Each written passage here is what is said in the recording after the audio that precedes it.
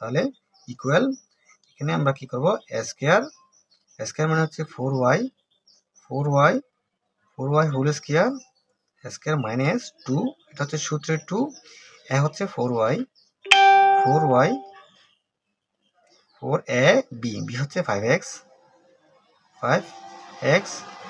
square minus 2ab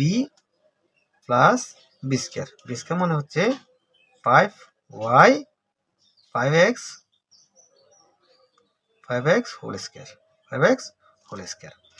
এই যে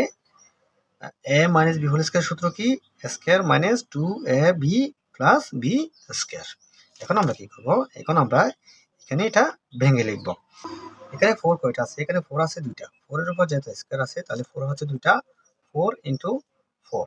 তাহলে 4 গুণ করলে কত 4 4 কত 16 তাহলে 16 এর সাথে একটা y আছে তাহলে 16y স্কয়ার মাইনাস 2 এর সাথে 4 গুণ করলে 4 দুগুণে 8 8 এর সাথে যদি আমরা 5 গুণ করি 5 8 কত 40 তাহলে 40x এখানে y আছে y এবং x আছে তাহলে আমরা yx কে একটু সাজিয়ে লিখব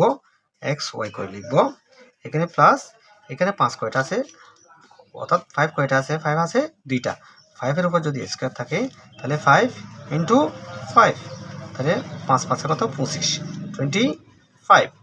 তাহলে আমরা এখানে লিখব কত 25x স্কয়ার যেটা